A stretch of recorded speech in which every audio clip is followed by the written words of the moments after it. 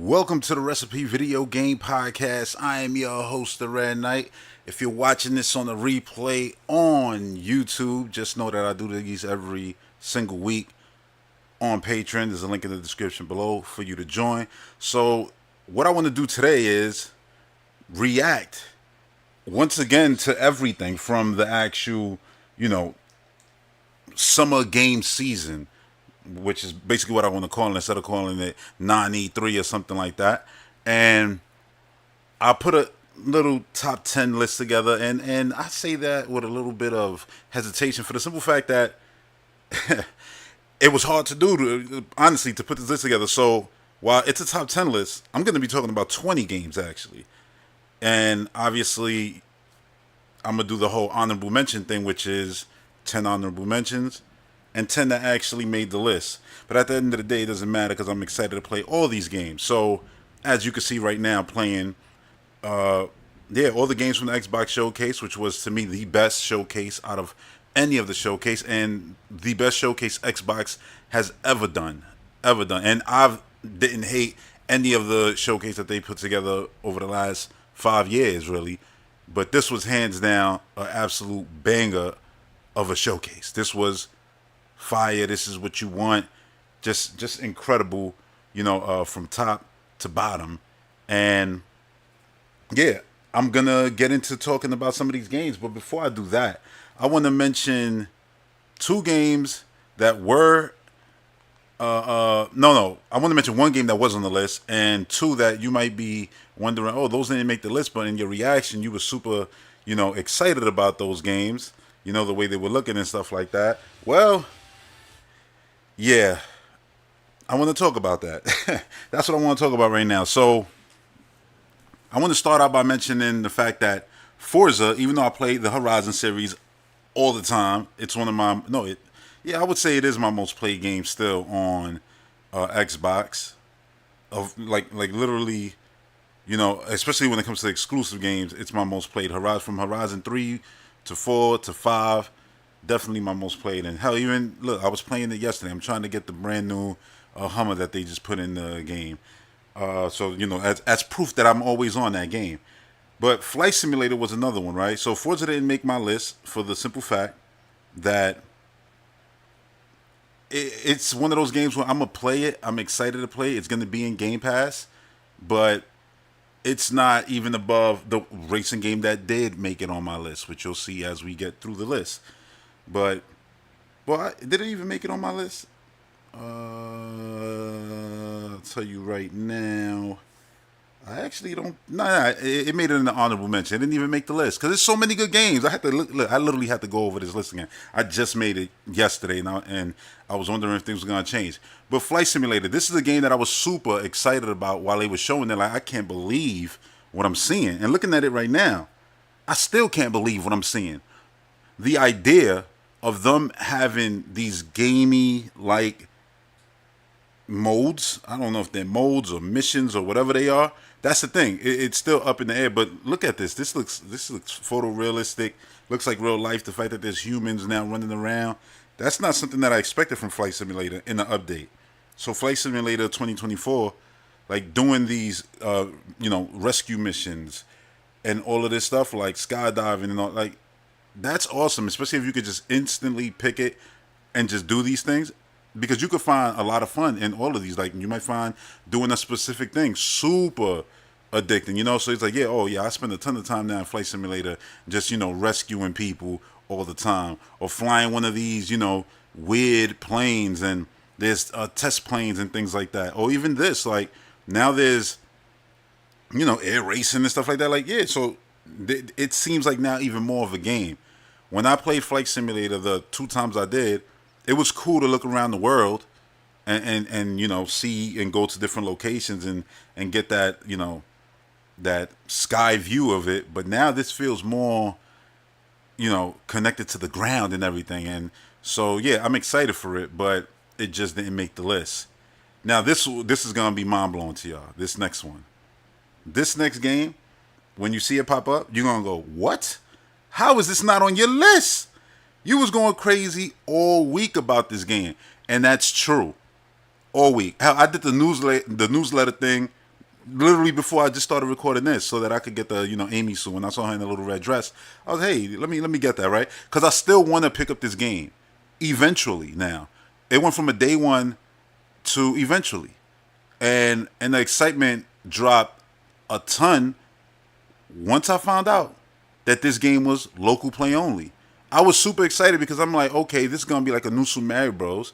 But they gonna do, because Sega do what Nintendo don't. They gonna do what Nintendo don't. They gonna give us online play. You seeing all these different games with online play, and this game don't got it.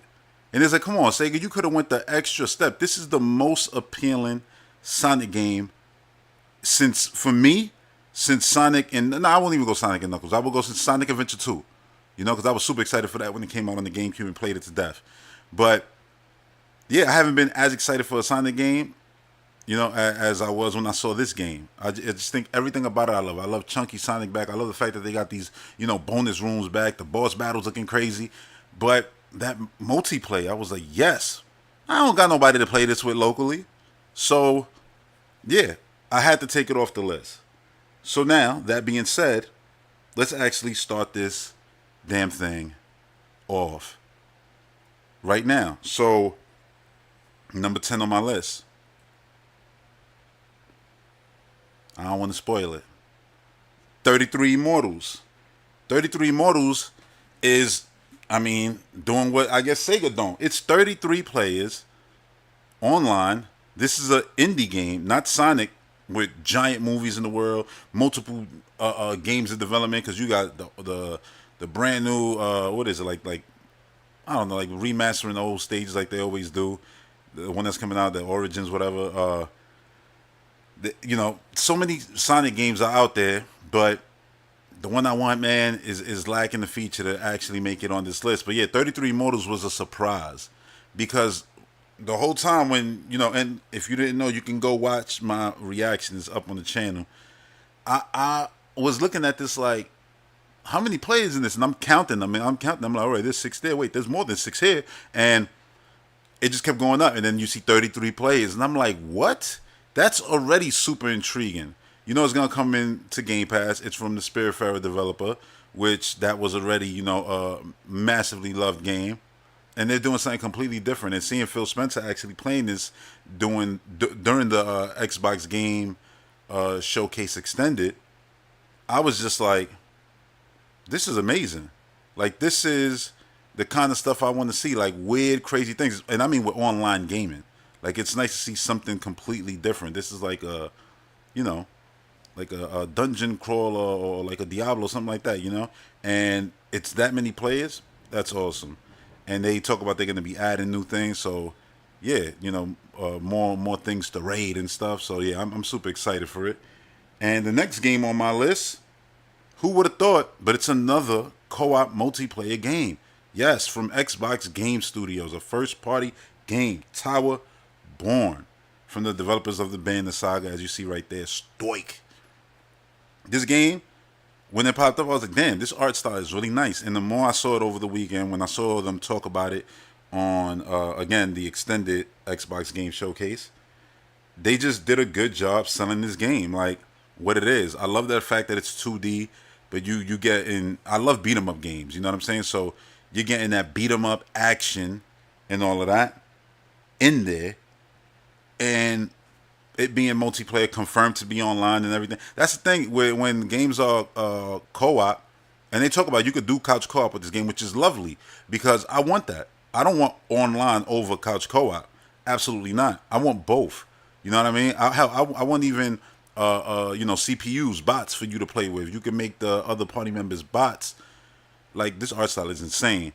That's what I want, so that the game can live on forever when the servers are shut down or whatever the case may be. But this being the Xbox Game Studios game, you don't really got to worry about servers being shut down like that at all. The games people always pinpoint, like, oh, they shut down the servers to Halo 2. It's like, you're talking about a game from 20 years ago, and they shut it down because they got a better version of the Master Chief Collection.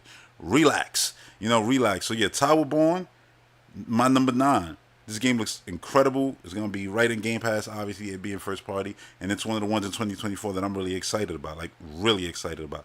That game looks great. From top to bottom, it looks great. The art direction and everything, it looking like, having that Power Stone style running around, fun. Awesome. And number 8, you're seeing it right now. Jusant. Jusant. I don't know how you say it. Is it Jusant or Jusant? But this just blew my mind. And this is in-engine footage, and it's just gorgeous looking. Like it reminds me of how I felt when I first saw Rhyme. Rhyme was an indie game, super beautiful. That game came out. I beat that game, enjoyed it a ton. It didn't run the best, but it wasn't nothing, that was unplayable or anything like that. And I have fond memories of playing that game. And this just looks like, something where I guess if you hated the rain and and Breath of the Wild, Tears of the Kingdom causing you to slide down when you're trying to climb something, this might not be the game for you. But nah, I'm not gonna say that. I love the climbing mechanic of Tears of the Kingdom and Breath of the Wild, and that was super special when you saw that you could climb anything, and then now you got this game right here that's all about climbing. And I like the way you gotta act. It has the realism to it, where you got the rope, and you gotta basically have these checkpoints so that if you fall, you can get caught and save yourself. But then it goes from just being climbing to you seeing a bunch of like mystical, magical things. And look how gorgeous this looks. What? That looks insane. And you can see that that's the game. And then you have these powers to make little platforms so you can climb. I don't know if you can go wherever you want in the sense of how you climb and what direction you go, but it looks like that, and right there, like jumping on the windmill, you're going to have to spin around, then jump onto the other side of the grass. I wonder if the rope can actually get caught up, in like that windmill, and then it causes you to get like pulled down, or maybe you got to cut it off. But there's a lot of creativity. Look at that, like a flower growing. You got your little friend. I'm loving everything about this Jusant game. And if I'm not mistaken, this is another one that's going to be right in Game Pass. Yeah, so yeah, it's coming out this year, which is crazy, in the fall. That's something that I definitely want to play. The fall is going to be difficult. So the way I see it is, early next year, it's just going to be so damn good. Number 7 on my list. Yes, number 7. You're like, damn, this is pretty high, right? Listen, this is a list of just nothing but good games. If you made the list, it is an honor. Mortal Kombat 1. And I just saw that they just cast a couple actors for the actual sequel to Mortal Kombat, that just came out. So, yeah, like I saw they got Shao Kahn, some big dude who looks like, perfect for the role. Sindel, the actress they cast. I mean, already, like, just had, like, from the images I saw, I'm like, yeah, she definitely oozes that badassery vibe, So, yeah, Mortal Kombat. Big fan of Mortal Kombat, and this just looks incredible. And I love the fact that Ed Boon really took a lot of what he's learned from Injustice 1 and 2 and applied it to Mortal Kombat. And I know you can say the same goes for both, but it's the same developer. They grow with each entry, but this looks so beautiful, so stunning. Everything is in dark and stuff. Like, look, right here, you look like you're in LA, right? And you got the goddamn swan in the water. Like, it looks absolutely gorgeous. And I love these guest characters and stuff like that. It just reminds me of when you play as the Turtles and Injustice. If you have the Ninja Turtles DLC, they jump in and out the other Turtles. You can select one, whichever one you want, and then the other ones, they play a role in your moveset. And this just feels like it's doing that.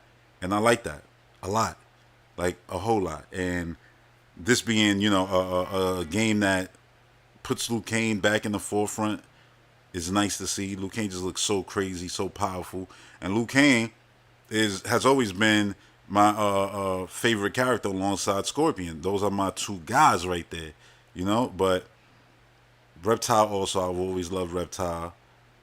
But yeah, seeing Striker pop up and everything, I'm like, this just looks amazing. Look at these backgrounds. Like the visual style. Honestly, I'm glad I brought up the movie, because this just, honestly, it looks like a movie.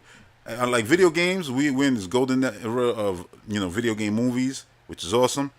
But now video games, they're looking like movies, and in many ways are even better than movies, because they're interactive. And I prefer the medium, I would say, in many ways to movies. It's hard to choose, but video games, it's just video games, man. It's not really that hard to choose. Video games will always be my number one. Like, it's just the best. So let's move on from Mortal Kombat now, which, I mean, look at this too. My number 6 game. And it's not this. It's not this damn ad right here. My number 6 game is an indie game. Yes, an indie game. You see, you probably already can see what it is right there in the little image at the bottom. It's an indie game from the designer of two of my favorites, Limbo and Inside. And this game looks so crazy. Watching this gameplay, I watched this. When did I watch this? Yeah, I think I watched it also at the end of the Xbox Showcase reaction video, so you can see it there. But the fact that this game is gonna have no cuts, there's no like, transition. Like the screen isn't gonna fade to black, load in, and go to the next thing. No, everything happens seamlessly. I'm like, this is why they took so long to get this game out. I've been waiting for this game for a little while, and it's finally about to come out. It's gonna be right in Game Pass, and I can't wait. Look at your little character just hops out this egg, and the game starts. But then you come to find out, this world that you're currently in plays a giant role outside of it. And if you've never seen this game, you're like, what the hell did you just say? And it's like, even though I've seen the game, I still feel like, what the hell? But it's the reality. You can back out of this world, turning this into a sphere that you use in order to unlock paths and other things in the other world. And I don't know how many, see, it just happened right there, and that's the planet right there that you were just in. I don't know how many layers there are, but it's clear by watching this trailer that there's many, many, many, many layers to this world. So this is a game that I'm super excited to play. The creativity shown here is amazing. And you had a group of people who left Playdead. Look, jumped out again.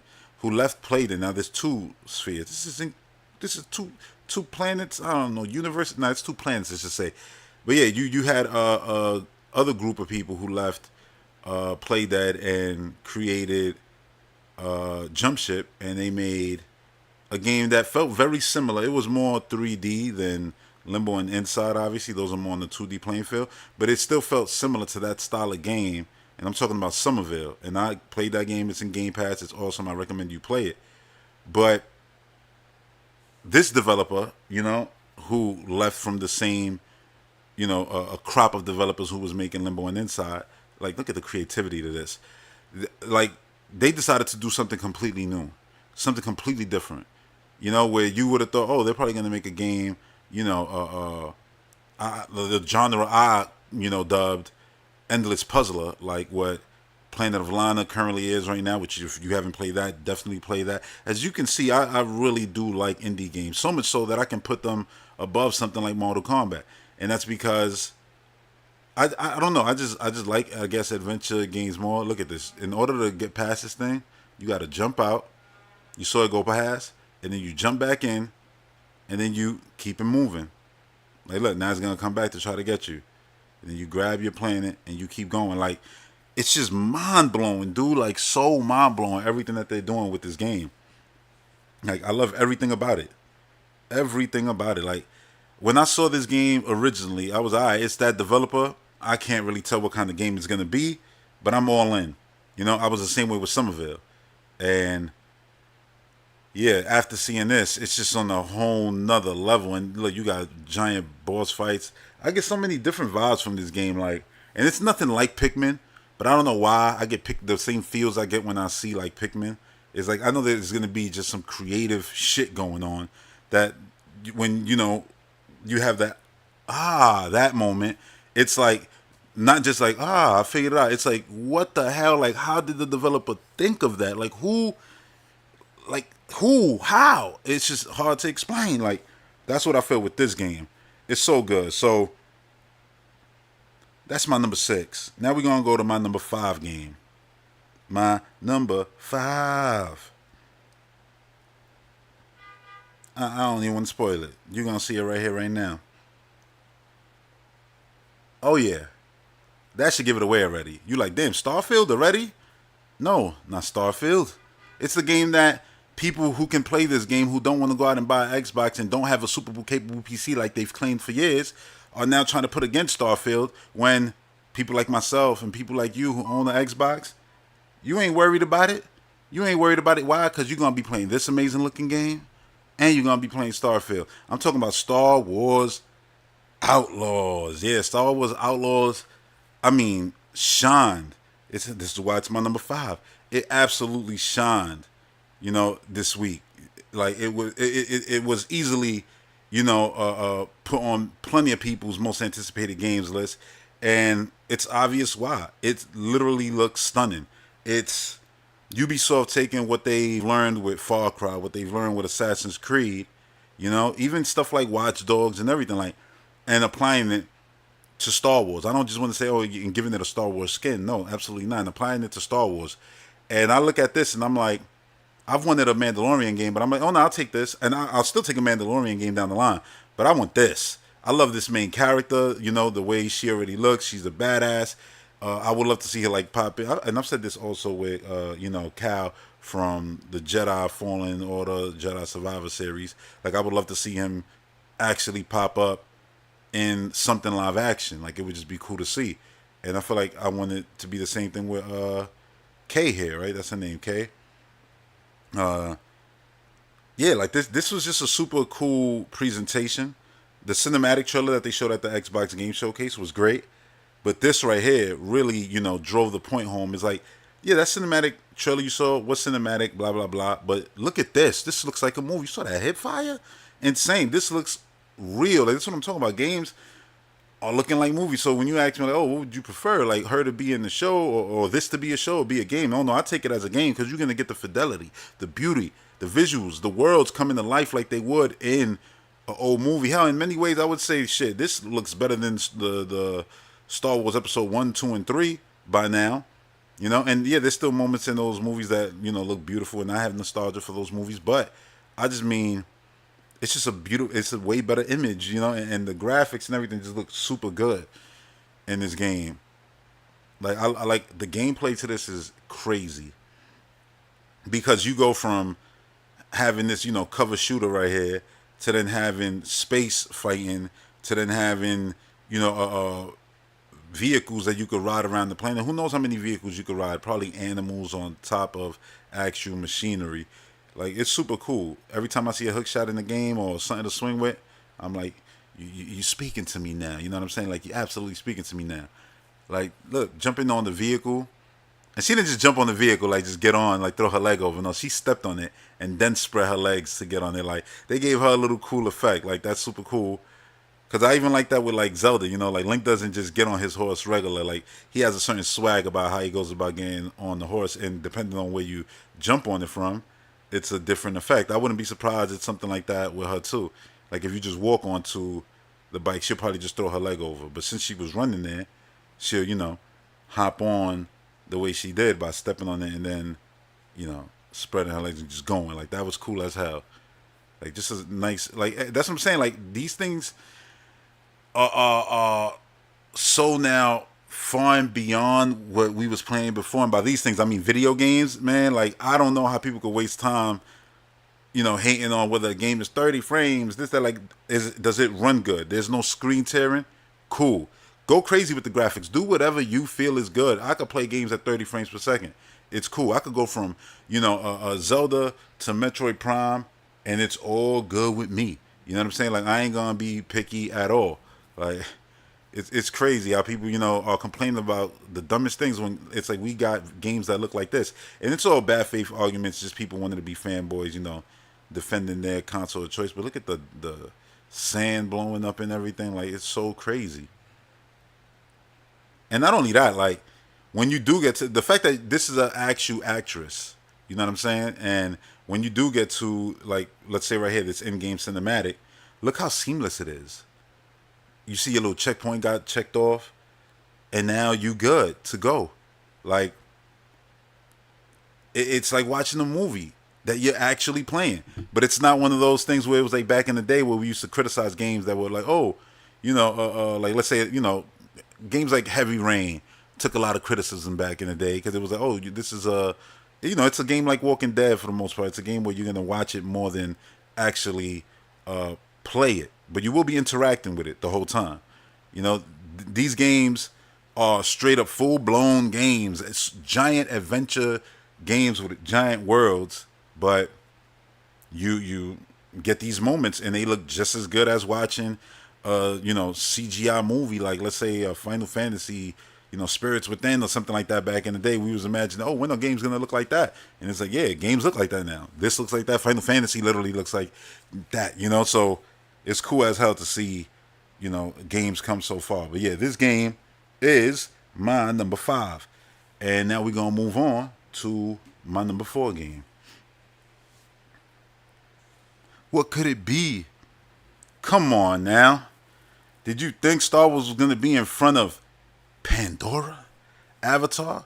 Not only that, what put this above Star Wars is the fact, like, all right, I'll say this: when I first saw what's the name of the damn Red game? Goddamn, it just left my brain. What the hell is it? Everwild. There you go, Everwild. When I first saw that, I was like, if they can just capture like the adventureness of Breath of the Wild, Tears of the Kingdom, right? But do it in co-op, that would be mind blowing. That would be so crazy to see. So when I watched this gameplay and it looks exactly like the movie, everything about it, it's like, if you love Avatar, well, listen, if you love Avatar, you better get this game. You need this game because now the Avatar movies got pushed back to the point where it's like, I don't even want to think about them. I'm not going to say I don't care, but I just don't care to anticipate them. Like, I did that 12-year wait to get to The Way of the Water. Well, now this is Avatar. It's not Frontiers of Pandora. This is Avatar, The Way of the Gamer. Because if you ain't a gamer, you're going to be lacking on Avatar, content. I hope you like comics and you get the comics or something, because the wait's going to be long. This game, coming out in December, perfect. It's a whole new story. And it's literally in the quality of Avatar, but it's going to be interactive. Oh my God. And this looks, Star Wars look like Star Wars. And this looks like Avatar in the most craziest way, because I would feel like, oh, Pandora's going to be harder to do. The foliage, the density of all the forests and everything. They absolutely nailed this shit. Look at this shit. The lighting, everything. This game comes out in December this year. Starfield is going to be a massive game. That's what I said. Starfield is going to be one of those games you're going to have to come back to, because it's going to be just too much heat coming out this year. Too much stuff coming out this year. But this looks insane. And the fact that it's in co-op, it just makes the fact that Sonic Superstars, a game that looks absolutely lovely, not being online, that more of a disappointment. And that's why it didn't make my list, even though I was super excited about it. And I still am excited about it. I'm just not excited about it for day one anymore or anything like that, because it's just another regular Sonic game now for me, because I will be playing that game by myself. It's not like, oh yeah, let me get it day one so I could play with y'all, the community and everything. Like, that's not the case, because it's not going to be online. Like, ridiculous. But this is an Avatar game that I can play by myself and be like, yeah, you know what? We can actually have the Jake Sully and Neytiri, relationship where it's like, yeah, let's run around and jump through the trees. Let's go get our banshees. Let's go, connect with Aowa and talk to the ancestor. Let's go raid the goddamn human area and just, wreck everything. Like, you go in from that side, I'll come in from this side. Like, that's this game. It exists, and we're looking at it right now. Like, that shit is crazy. Like, that's what literally put it above. Look, the game already would have been one of my most anticipated games ever, just because it's an Avatar game that looks like this, of this quality. But then you throw in multiplayer, and I'm like, oh nah, this is up there. Like, this is something where I wouldn't be surprised they're gonna be like, yo, Avatar's getting nominated for Game of the Years and stuff like that. It's gonna be hard with Tears of the Kingdom, and Starfield and stuff like that to win Game of the Year. But nominations, I wouldn't be surprised, because what this game is doing has never been done. And the way this game looks, you ain't never see a game like there's no game that you could look at right now, point to right now and say, yeah, it looks just like this. No, this is completely original. They put all the money in the world into this. And remember that there was an Avatar game before, and it was mediocre. It looked like shit, This doesn't look like that. This looks absolutely, and I'm not talking about AAA when like people, use AAA to talk about the money that goes into it. No, I'm talking about the content, the creativity, the love and the care. That's the AAA aspect of it. Like, they went all out to make this game absolutely look special. and something that can't be missed by Avatar players. Like this is really, really, really incredible. Like really incredible. So now, while you watch this Avatar gameplay, I just want to mention that we are at number 4. Yes, Avatar is my number 4. Best game of this summer game season. Now I want to get into the honorable mentions. So we're gonna start with.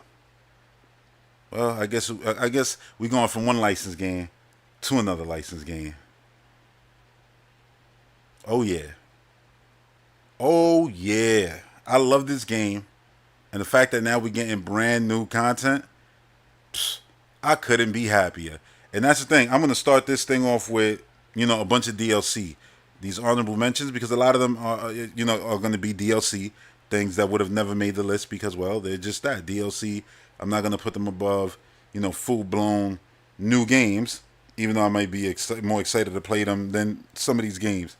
Like I love the fact that you got costumes now, different tone of color for your turtles because it basically makes those turtles once you change them basically different turtles, not just the 80s turtles, but it's, oh yeah, this is a reference to the 2K show based on the color, or if, like you put Raphael with the do-rag style, it'll be the last few movies that came out, or the new movie that's coming out, Mutant Mayhem. So, yeah, I love everything about this. Then you got Osaki Yojimbo. Yeah. Awesome. And because there's new areas and new characters, which is great. Up next, more DLC. Oh, this was gonna make the list. Absolutely make the list. High on Life. High on Life. And this is High on Knife. And they actually just announced that goddamn Danny DeVito is gonna be one of the voices in this. I'm like, oh my god, it just got even better. This looks amazing, and I love this game. I love the gameplay to this game. This is a game that, honestly, Retro Studios, who's still cooking up, still hiring developers to create Metroid Prime, they look. Let me throw this back. They definitely should play High on Life because when you have all your abilities in this, game, like you're swinging around, you're running on walls and everything, it feels like how I would want a Metroid Prime game, how Samus to feel in, 2020. I don't feel comfortable saying 2024. But 2024, hopefully, a Metroid game. Like I want to see those kind of mechanics and stuff like that mixed with Samus's mechanics. A lot of the mechanics in this game are definitely from Doom Eternal too. Like they took from that. But yeah, I'm excited for this game a whole lot, and it's add-on content. But I feel like, man, that's the sequel to me. Screw all that. Next up, come on now, you already know more DLC is coming to great games that I love. Listen, if you listen to this podcast all the time religiously, I love this game, and this has been a game that I've been saying easily is one of the Game of the Year nominees. If it doesn't make your list, you're absolutely lying to yourself, to your audience. It's a damn shame. Why would you do this to your peoples? Let me see. I'm trying not to spoil what's coming up ahead, but yeah. High on Life, Turbo Mode. And boss rush waves, new costumes and stuff like that. Cool, new moves and everything. That's real cool to see. Because obviously going through all the stages, it's still gonna be amazing fun. But sometimes you just want to fight, characters and do crazy ass things like what you see in here. It's super cool. And look, they made it sound during the Xbox Showcase Extended, like they holding some things, close to the chest, like we got some secrets still that we ain't willing to share until the July date. But yeah, I'm happy that this exists. Like this was a game where once I finished it, I was like, man, I don't want to wait years for another. Hopefully they do an update where you can get more content, and that's exactly what they did. Up next, this is not DLC, but it's an honorable mention because while this would be on my list. Oh, no. I'm lying. I'm not up to that yet. This is South of Midnight. South of Midnight. That's right. This game could have easily made my list, honestly. But again, listen, I'm talking about it because it's awesome. It's not a negative to be in the honorable mentions. You're being mentioned because, God damn it, you're honorable. Yeah, but this game looks absolutely incredible. A hack and slash game where you're playing as like this, you know, regular girl, like, and I mean regular girl, like she looks human, you know what I mean, like a regular girl from the real world. And look, you're in the real world right there, but then you're going on these crazy, look, like this, like what the hell, like, you know what I'm saying? So it's like you're playing just as a regular girl, a regular person, and then you're in these crazy worlds and doing all this crazy stuff, hack and slash, zip lining across, using your trusty, sword, looking like it could be a sword out of Xenoblade or something. But yeah, Dungeons of Hinterberg, man. Crazy looking game. Crazy looking game. Uh, what's next? What's next? What's next? What's next? My honorable mentions list got some crazy stuff on it. This is what I was talking about, Ninja Theory. Right here, Hellblade. This is a game that I'm dying for. But I just made it an honorable mention because we've been seeing this game for years already. We know the game really looks like what they showed. We know this is gameplay. We know that this is in engine. Somebody's pushing the analog stick so that she could walk through this. You know what I'm saying? You've seen this in games like in Tomb Raider and stuff. But, like, the reason I didn't put it on the actual main list is because, well, all they showed was a little story, in-game cinematic piece right here. Like, yeah, clearly this the gameplay, and then you walk over there, and then the cinematic kicks off. So while it's stunning, beautiful, second to none, one of the best looking video games ever created, I said, you know what? I feel like there's other games that can fill a spot that this game would take when it comes to, how I feel about it in my heart and anticipation wise. But yeah, I just wanted to give it an honorable mention to let other things shine. But just know that just because it's on the honorable mention list doesn't mean that for next year, this isn't going to be one of the games that I'm most looking forward to. If you ask me, oh, what's the, top 10 games of next year you're looking forward to? This will probably be, like around the number one slot. Let's just say that. It'll be probably top 3, to be genuinely honest. I don't want to spoil what the other ones are, because those games exist in this list, and they are in the super top spot. Remember, we still at number 4 on the actual list. Right now, this is just a bunch of honorable mentions. So let's move on to the next thing, and that's South of Midnight, right? That's what it's called. South of Midnight. Is that what this game? Yeah, I think that is what it's called. I said, listen, I got a list, but some of the things in here I didn't actually put in this list in the honorable mentions because, well, this is honorable mentions. I wasn't really focused on numbering them like that. But yeah, this game, art direction is really beautiful. Now, I played, what is it? What they made? What is it? We Happy Few, right? We Happy Few. I played a little bit of that, but I wouldn't, say I played it. I basically booted it up to, I don't know what it was, like do something that Microsoft Rewards wanted me to do, and I did that. But this game's art style is really cool. It's gonna be a an adventure game, not some open world thing, but like probably like a linear, fun adventure game, which is awesome. You know what I'm saying? Cool. I really like the character model, and I really like the art style they went with. Like, I guess it has like a little bit of stop motion in there. Not even as hard as like the stuff that Spider-Verse does, but just the style of it, it's super cool.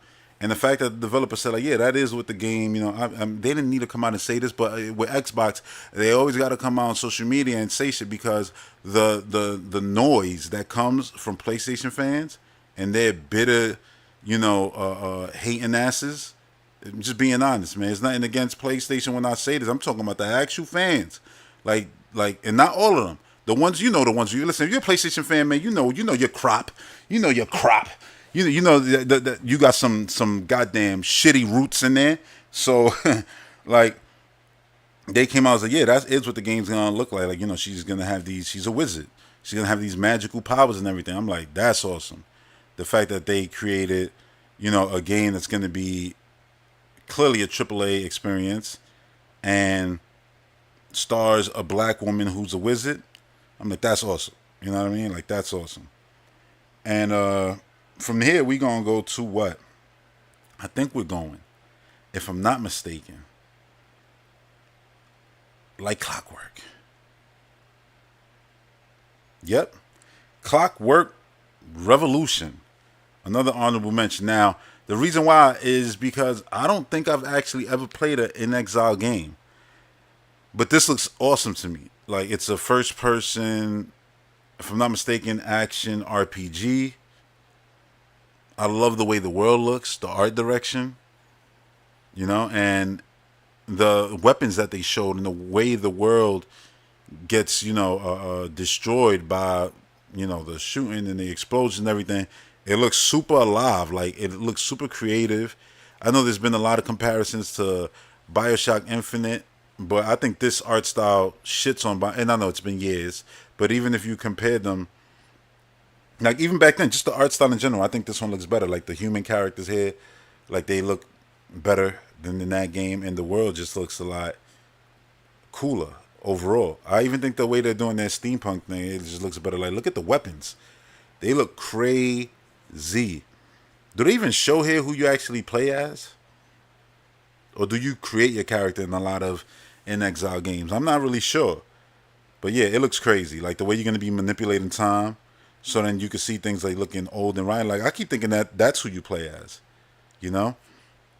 Maybe. Who knows? But look, this guy gets thrown in there and then destroyed. So it's like you got crazy Doom-like violence in your first-person game. But then you're going to have creativity like this. Like rewinding time. Which I still believe will be the gimmick of Metroid Prime 4. It'll be some kind of, not traveling between worlds, but maybe traveling between worlds, but it'll be something, to do with time and everything, because it's like the whole Prime saga is over. The Prime thing is dead. For that to happen again, maybe Space Pirates did something time related and it started, trying to bring Phazon back. Who knows? But I hope it's just Metroid Prime 4 in name, not in the actual, not in name, in the development process. I hope that's not what it's actually gonna be called. It's like, no, that's what it's a FPA. That's what we called the Prime, so you know what we were making. But it's a whole new thing that takes place after Dread. That would be the dream. But yeah, next up, keeping it in the steampunk looking. I mean, goddamn, look at that. Warhammer 40K Space Marine. Why is this on my list? Well, because if you like Gears of War, you're going to look at this and go, well, damn, this looks like Gears of War, just a whole lot smoother, with a whole lot of action, and Starship Trooper vibes. But not only that, when I play this game, I'm going to be playing thinking that my Space Marine is Henry Cavill, because Henry Cavill is literally producing this. He left The Witcher, and I'm sticking to the game world because he's a gamer.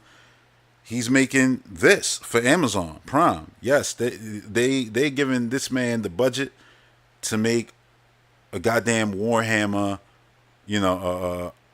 show basically. And yeah, it's gonna be Space Marine, so he's gonna be running around in the blue suit like that, and he's gonna look perfect because obviously that dude is a goddamn juggernaut. He's Superman. He goddamn Superman. He diesel as hell, and yeah, like he's perfect for that role. So yeah, playing this, I'm like super excited to get into the world before the show comes out. But then you got the 3-player co-op. The 3-player co-op. I'm loving the fact that we getting these big adventure games with budgets like these, and developers aren't like, oh yeah, this couldn't be online. No, it is online, and it's coming this goddamn winter. Insane. This is what I'm saying. Like, this year is insane. Just absolutely crazy. Absolutely crazy. What's next? Cookie Cutter.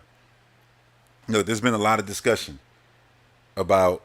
We're almost done with the actual. We're about to get back to the actual list.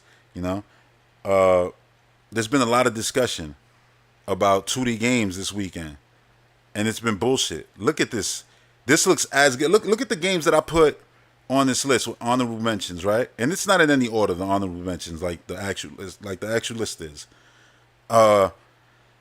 But yeah, I put this up there with anything. Like, I'm as excited for this as I am with most of the games on this list. Like, and this came out of nowhere. And look at that shit. Like, this looks crazy. The fact that she's a cyborg, and you see like her skin like come off, and she does like crazy moves. Like, the animations, legitimately, when I say this, I'm not lying. Second to none. Second to none. Insane. Her screw attack with her axe, her chainsaw. Insane. Look at them enemies. Like, dude, what was the game? Cuphead. Cuphead was crazy. You know what I'm saying? And the way it looked animation wise. This to me blows it out. I love the way this looks even more than that. You know, and that's a giant compliment to say you look, as good as that 2D game that was crazy beautiful and has crazy animation that's still crazy beautiful. This is amazing. And Cuphead got a cartoon. I'm like, this looks like something that should get a cartoon animated movie or something like Cookie Cutter. And it's coming this summer. I didn't even notice that. This summer. That is crazy. So before we get to the next one, let me just go through a list real quick. And the next game is, the game that, to me, I know for a fact that I'll put way more time into a game like this than I would into, the upcoming Forza, which is more of the realistic style racing game. Like, I'm more into the Horizon.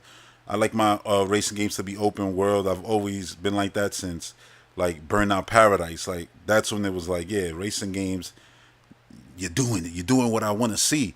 And, having multiple people driving around, like, that's what I love to see. And this looks amazing. They did confirm that you're still going to have boats and planes and everything. That looks like the hum I'm trying to unlock right now in Forza, which is hilarious, in Horizon 5.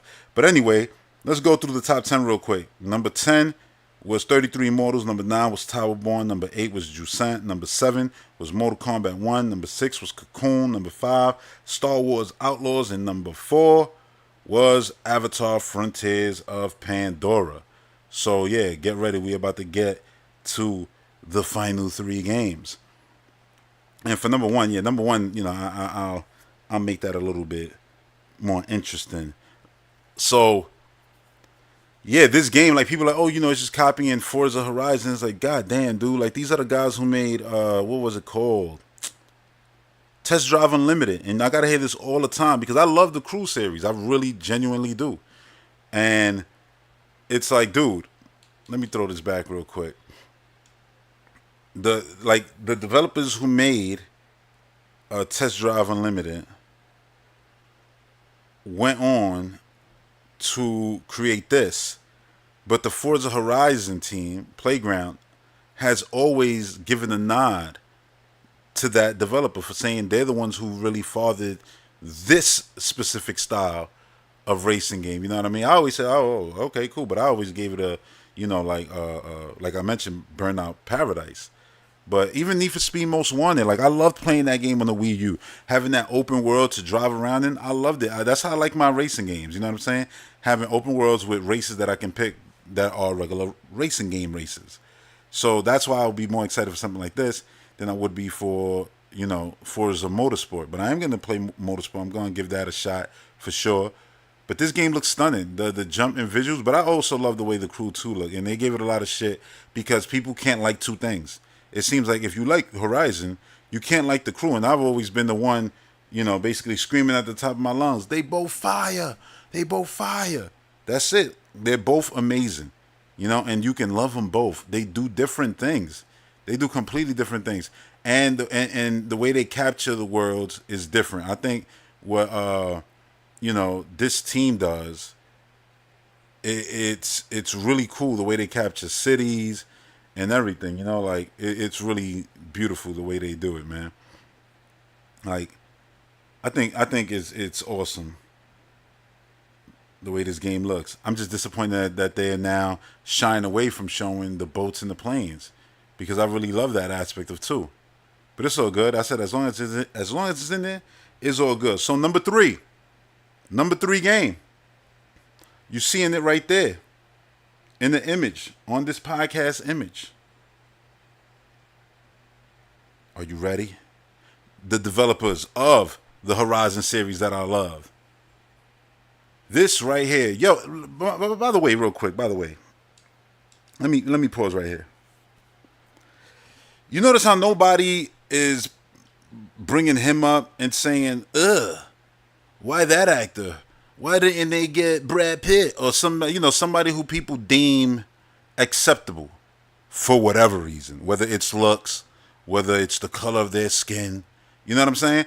Like, this actor ain't getting no shit, but that it really bothers me. But then the star of the game, the female who looks awesome, and go watch my original reaction. I was like, yo, she mad funny, da da da. Like you can go see my genuine reaction from the start. It wasn't, oh my god, why doesn't this girl look like some sex fantasy or something? Like this is what you're seeing on social media now, and what pisses me off. Let me let this rot. What pisses me off about that is the fact that these games are all mocap. Whether we're talking about Star Wars Outlaws, whether you're talking about Avatar, whether you're talking about this, like that's a real person who's mad happy to have won this role, you know, of a lifetime, and she has to go online and see some bullshit about her like that. And when you see this woman, like look at her right there, like yo, she captures the essence of all of this, of fable, of the fairy land, like fairy tale world and everything. And like I just love the way they, you know, created this whole game, and they gave us a character who fits it, not some character who looked like she just came from Sephora. Don't get it twisted. This actress, it's a beautiful lady. I mean, caramel skin, freckles all over, and I love freckles. You know what I'm saying? I love freckles, but it's not about what the fuck I love. You know what I'm saying? But she's pretty, like, you know, hazel, chocolatey eyes and all that, thick eyebrows. And people, I'm like, y'all sitting there talking shit about her in-game model. This is why for years, when you watch action movies, go back and watch many action movies, actresses and shit wouldn't you know, have cuts on their faces or even dirt on their faces. They would just look clean, going through the craziest shit and looking clean as a whistle. Why? Because of the male gaze, the male fantasy. I like this raw, gritty shit. She's getting, I mean, thrown around. There ain't showers everywhere. Come on, her whole face, the way she even, the acting delivery. I'm like, man, this shit is amazing and she's awesome. And you got people trying to like defend her by going, like, I don't even want to defend her by saying she's beautiful. Fuck it. She could have looked like a fucking, I don't know, anything, you know, a goddamn piece of shit. And if that's what they chose, that's what they chose. We play games with aliens, all kinds of shit. Dudes that look like wet farts. I don't care. Like, my point is, who cares? It's video games. You know what I'm saying? You're playing as a character. What is the character that they're trying to portray here? You know? Like, if you was playing with that dude right there, you know, who's Bolden. It is what it is. That's the character. Is the game great? Then that's what we doing. You know what I'm saying? Like, that's what we doing. But we in the world where, trust me, people get mad. Oh, look, Fable, why is it all people of color? You know what I'm saying? Like, it's not all people of color. You see mad different people here. Did you just bothered by the fact that this is the thing that the Lord of the Rings cast had to go through?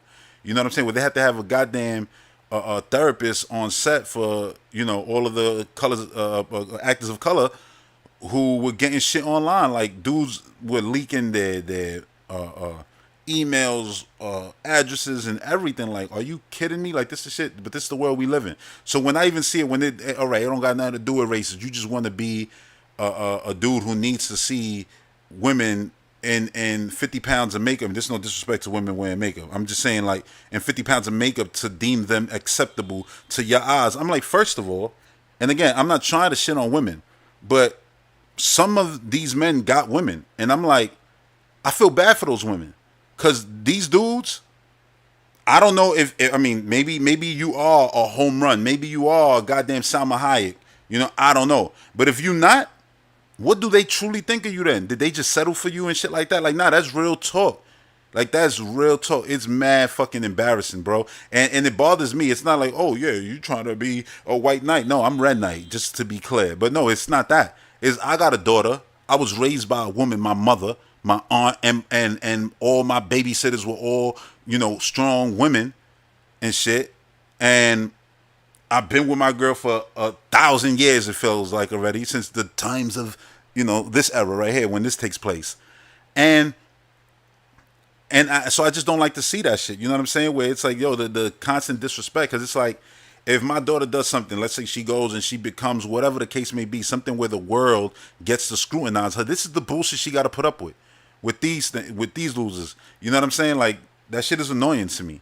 Like, genuinely annoying. Like, I'm not just saying that shit to say it because it's the topic of the moment with this game. Like, no, it's genuinely fucking annoying, lame, and disrespectful. Like, these are real people who are going to see your stupid ass comment.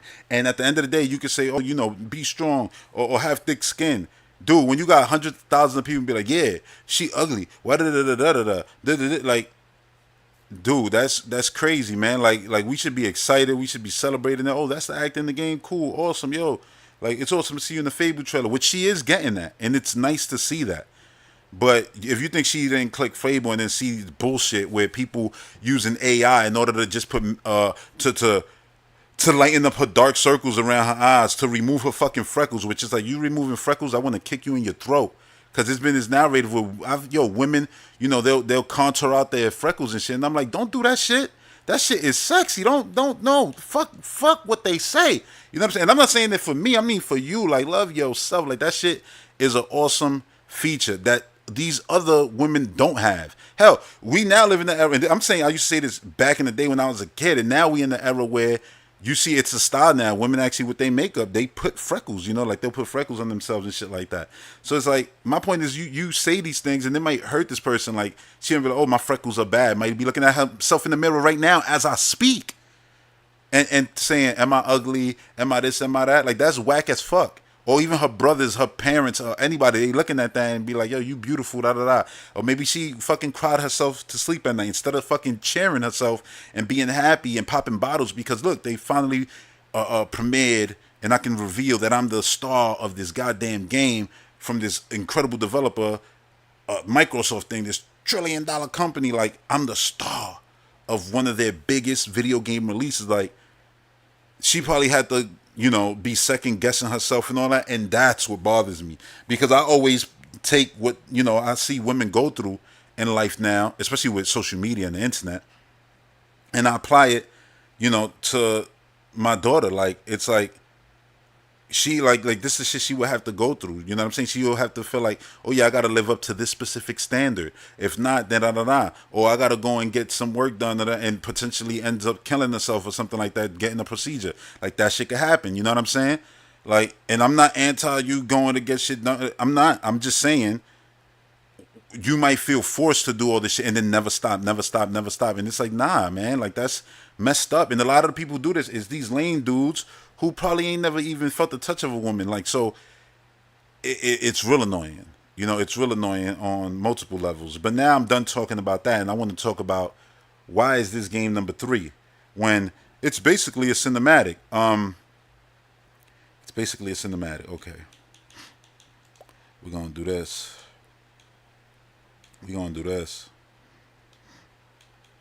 That's gameplay. Those are real moves that you're going to do. That's her really throwing something at a person. You know what I'm saying? Are the cinematics in here? Yeah. But that's all 100% the game, the engine. There's no cinema here at all. There's no cinematic. There's no CGI. It's the game. Look at him. You can see the polygons on his goddamn shirt. You can see the little errors that you see in engine, in game. Versus if it was a squeaky clean cinematic, CGI cinematic. This is the game.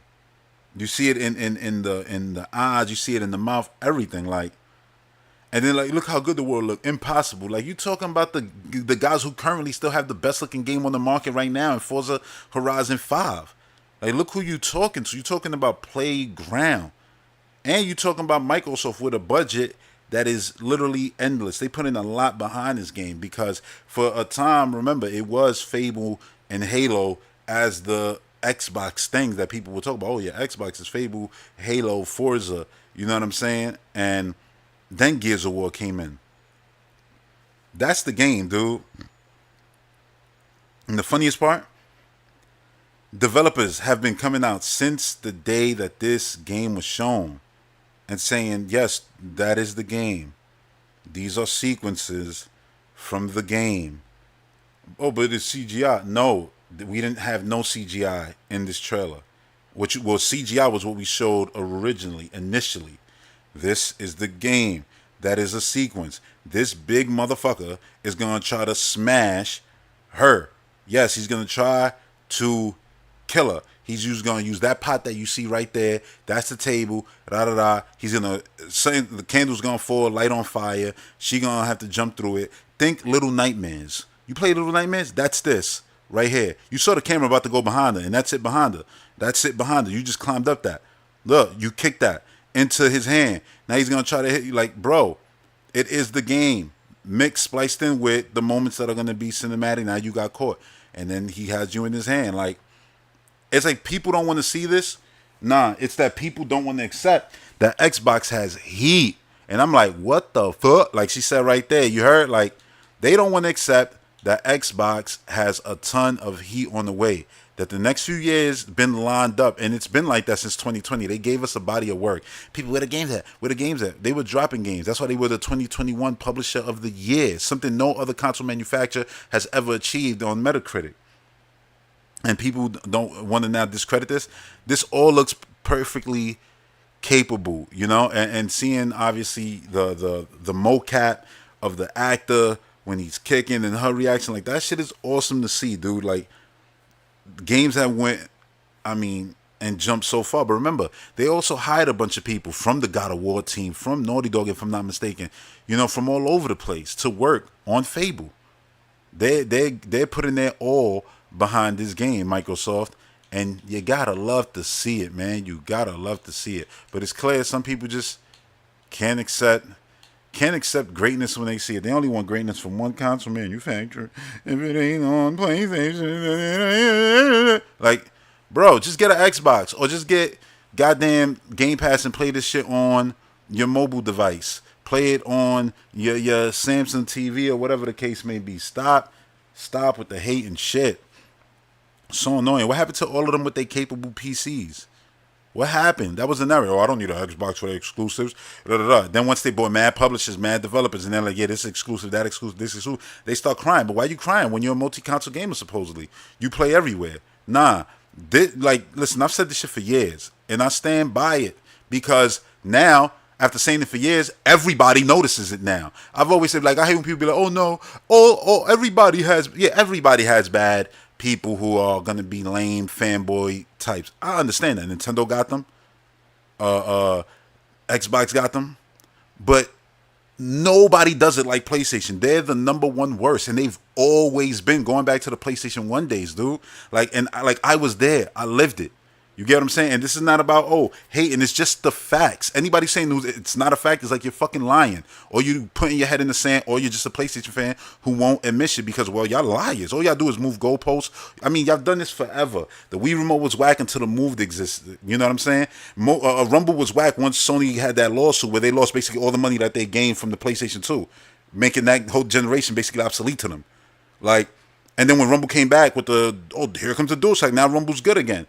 You know what I'm saying? Like, we see this all the time. Remember when generations, we believe in generations. So yeah, we ain't gonna get no PlayStation 4 games on PlayStation 5. All y'all been getting is PlayStation 4 games on PlayStation 5 for the most part, for the majority of it all. You know what I'm saying? That's why our games are 60 frames per second. Yeah, because you're playing last generation games. Facts. You know what I'm saying? But it's like, yo, these dudes have like the worst takes, bad faith arguments all the time, want to shit on anything and everything. Remember, Horizon was better than Zelda until it wasn't. You know what I'm saying? Like, just name it. Game after game after game after game after game that comes out that they try to bash and shit on, that if it's not a PlayStation thing. You know what I'm saying? Like, it's so goddamn lame. And they're the lamest group. Because you don't get it like this from Nintendo fans, and you don't get it like that from Xbox fans. Stop lying. Stop lying to yourself. They are cut above. And everybody's noticing it now. Social media is just literally people just shitting on PlayStation fans now. Because PlayStation fans have just basically been shitting. They haven't been talking about their conference, because, well, it was garbage. But they've just been shitting on everything. On everything. Literally, like, bro. Or trying to now take things and weaponize it against Xbox. It's like, bro. Like, yeah, we could play these. Yeah, but we getting them in Game Pass. Your service don't do that. Stop it. Just take your L, bro. Or just get a new system. Go get that X. Stop holding them L's. Go get that Xbox, bro. You need that in your life. And I've been saying this forever. Like, people acting like, oh, yeah, I'm not going to need that. No, you are. You are. They first party is not going to be like everybody else. It's going to be fucking crazy. I've been saying that for years because what they bought, you can see. Like, what you thought, those developers just not going to do what they've been doing, which being the most iconic developers in the history of the medium? Like, this is exactly what's happening now, and they seeing it, and it irks them because they don't know what's after Spider-Man. What's after Spider-Man's Wolverine? What's after that? Who knows? Good luck. Like, you know what I'm saying? Like, straight up, man. Like, I'm a Nintendo guy heavy. And it's like, oh yeah, what's after Pikmin? I don't know. But I also don't care. Because I know they're gonna make stuff. Because well, it's Nintendo. What do you think, they just gonna stop? No, there's gonna be stuff. Oh no, you know they're making Prime 4. You know they got a 3D Mario. Oh, I know. But we don't know of those games. When, what they look like. So yeah. Anyway, number 2 game. Let's get to it, man. I'ma still, be going in. Let's just wait till we get to the number 1.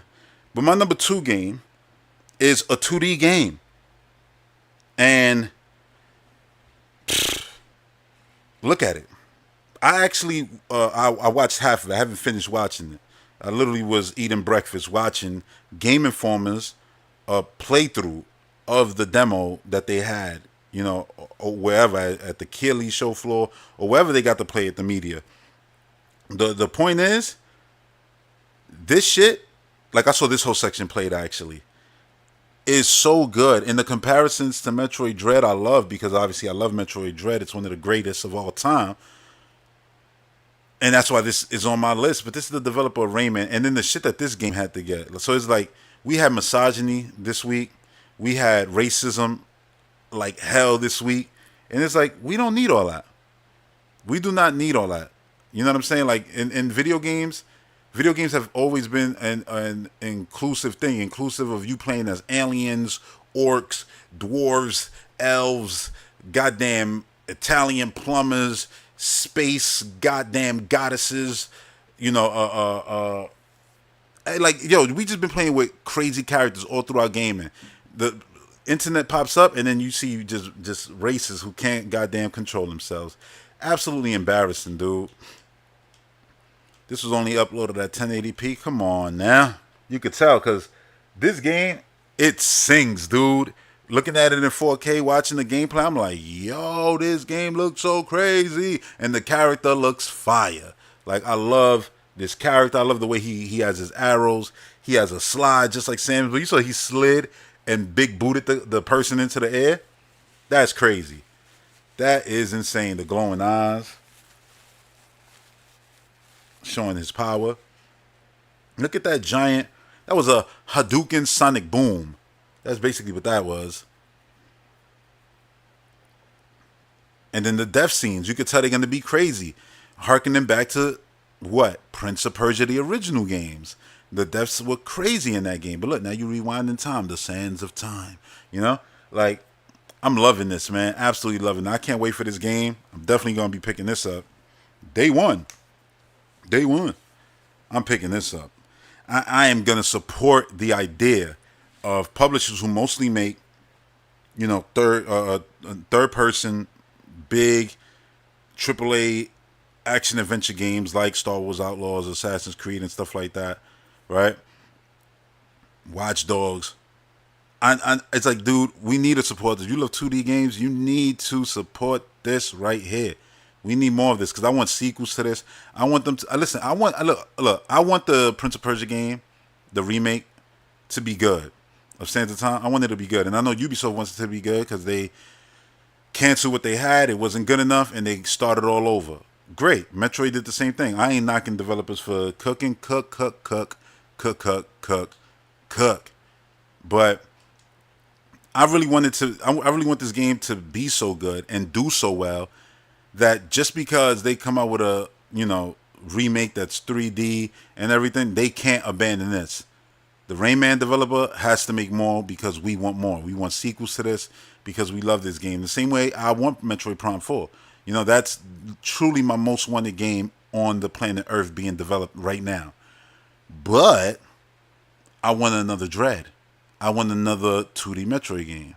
You know what I'm saying? I want another Sakamoto Mercury Steam developed Metroid game because I love Dread that much. It's not one or the other. I want both.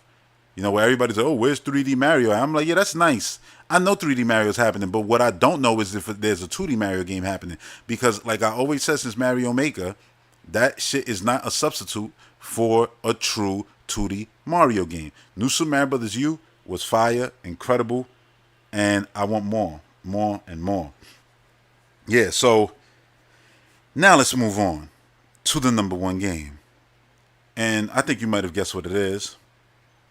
If not, I would just say Look to the stars. Starfield by Bethesda Game Studio, a Todd Howard game. Now, for this one, I'm gonna actually put the volume up at some point, and y'all gonna hear this because it's been quiet. Because the podcast, it's all about the audio version. So when I give the audio version, it's all good. It's all comfortable for you to hear, basically the whole thing. In that audio version, you don't got to be having the background noise when you don't have the footage. It is noise, basically. But yeah, a portion of it is gonna have it because I'm gonna put the volume up on this a bit later because I want to hear this again because this was amazing. This whole presentation, I've been watching it in pieces because Bethesda. I don't know if you get the timestamps here. Oh no, you got the timestamps here. Yeah, that's why I was watching it yesterday. What the hell am I talking about? On the Xbox. I was wondering whether I was watching it on the PC or the Xbox. Might have been both, honestly. But anyway, I've been watching segments of it, and this game is a game of the generation contender already. You know it is. And that's why there's been so much vitriol, so much hate from I won't say it was so much hate because it's not really hate if Xbox fans aren't hating it and Nintendo fans aren't hating it. You know what I'm saying? Like, it's just PlayStation fans upset because, well, they got to buy an Xbox, and they know deep down they do. And luckily for them, they can get a Series S, a black one, sleek. You know what I'm saying? That has a 1 terabyte hard drive in it. That's basically the price of a Switch. I don't want to hear no complaining because the console is mad powerful. And power. See that planet right there? You can go to it. See that moon right there? You can go to it. See that little rings of Saturn right there? You can go to it. One more. Well, there's nothing there. It's lightning right now. But wait. Oh my God, look at the lighting. All these planets. You can go to it. There it is. That was the light. And you can go to it. No, dude, like this is insane, this game. And it's been fun. Not really, it's been fucking annoying. But, hilarious seeing all these non-developers talk about how, it could have been this, it could have been that, they could have dumbed down this, they could have dumbed down that. The point of this game is to be a game of the generation. When you're going to make a game of the generation, the likely scenario is, just like Tears of the Kingdom could have been 60 frames if Nintendo just removed that feature, remove that building feature, remove the world. We don't need the Zora's Domain. Yeah, that you could cut that out too. You got it down to 60? Cool. It's not the game it was going to be no more. It's not the game of the generation no more. It's not. Sorry. This game isn't cutting no corners. They have a vision, they have an idea, and they're going to deliver on it. Once again, I got to ask, though. Was it all lies? Were PlayStation fans all lying when they were saying, I could just play Xbox games on my Beast PC? Were they all lying? Did they all not have Beast PC? Because when they were saying it, back in the day, when they first started saying this, when Xbox started be play anywhere, smart delivery, just very good for the customer company. I knew they were lying. And now the proof in their lies come out. The crying I've seen from content developers who are mainly focused on PlayStation. They're trying to say that this game's graphics don't look good. This game is 1 trillion times bigger than Frontiers of Pandora, the Avatar game. But yet visually, it's standing toe-to-toe with that game. And like I said, what on the market looks like that game? That game looks insane. I've seen people try to compare this when you put it in third person to Star Wars Outlaws. A way smaller game. Again, doing everything that this game is doing. What game compares to this? Not No Man's Sky, not Star Ocean, none of them. They pale in comparison. The detail in the guns alone, look at this shit. The costumes, how many of these are in the game? All of that. Oh yeah, that don't justify it not being 60 frames. You want 60 frames? Again, your Beast PC. No, but Xbox never said every game was going to be 60 frames per second. And from the beginning, well, if you listen to this podcast from the beginning, from the start, if you are a patron listening to this weekly, you heard me say, when they start doing crazy powerful games, developers are going to choose 30 frames still. Like, that's still going to happen, bro. If you think it's not, you're bugging. And clearly people were bugging. Because they've made a choice, and they chose 30 frames, 1440p. Oh, it's not even 1440p. It's upscale. Oh my God, dude, it's 1440p. when you thought you were only gonna get 1080p games on the Series S anyway. So many people were saying that. The fact that this game runs on the Series S is crazy. Ty Howard's been playing it, he said, mostly on the Series S. And I said, that's good. Because if you want this game to be bug free, if it's bug free on the Series S, then that shit gonna play golden on the Series X. Look at the interior to the ship.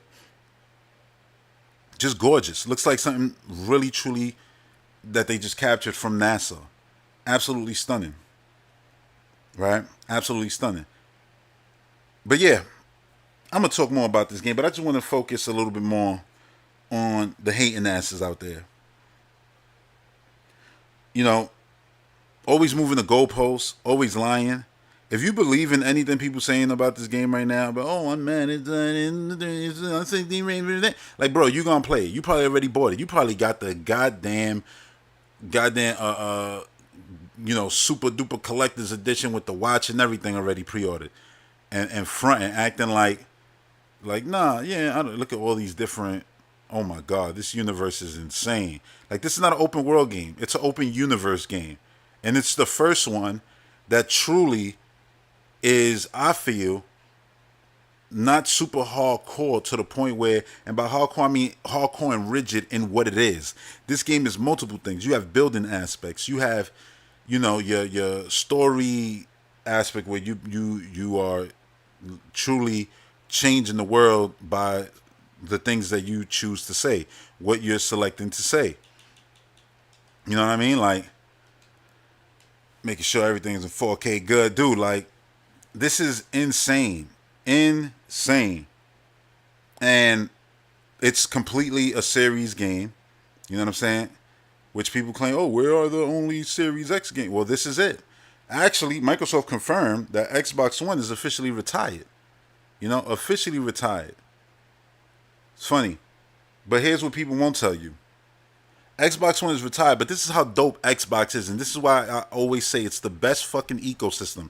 And I don't say that because, oh, I like Xbox, so I'm giving my opinion. No, I like Xbox, but I'm stating a fact, whether you are a Nintendo player, whether you are a PC player, whether you are a PlayStation player. The PC one, I use it loosely, because, there's people who do all the good shit and modding all the crazy shit with their PC. But everything on Xbox, not everything, but a lot of the shit that you bought on Xbox One, or even Xbox, the original, 360 also, that you play on the Xbox Series, gets heightened. Heightened. Because of forward compatibility. Because of FPS boost. Auto HDR. So, like, this game right here, one day we'll play it on the next generation Xbox, and it'll be 60 frames per second. And that's not me using that to justify it not being 60 frames per second now. No, I don't give a shit. I'm going to play this shit 30 frames per second, happy with a smile on my face, the same way I do Zelda. What I'm saying is that they are the best place for you to buy your video games because of forward compatibility. They've proven that. Nobody else did that. Smart delivery. Nobody else did it and as free. Damn sure they didn't do it as free. You know what I'm saying? What else? Xbox One is done. It's retired. If you have an Xbox One, day one, you could play Starfield on it still, even though this game is not coming. Forza, you could do that. Next year, you can also play Fable on your Xbox One. You can also play Hellblade. You can play goddamn Towerborn. You understand what I'm telling you? You can play 33 Immortals.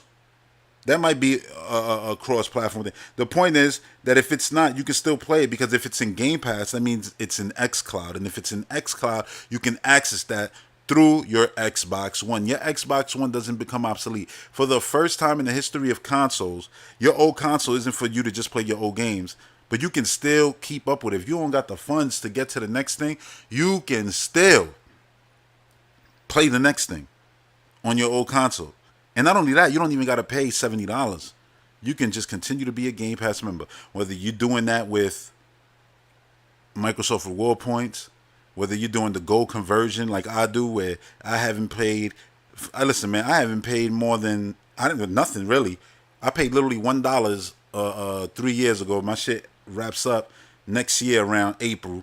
And if the conversion trick is still available, which I assume it will be because it hasn't gone nowhere, because gold hasn't gone nowhere, I will be doing the same thing again, using Microsoft points again, reward points, and all of these games are basically truly free to me. Everything I've played on my Series X has been basically free to me, unless it was like, oh yeah, I went and I bought the Ancient Gods DLC for Doom Eternal. I bought all the Forza DLC, like, but the base game was free.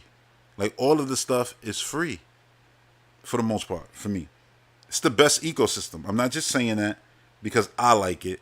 It's because it's a fact.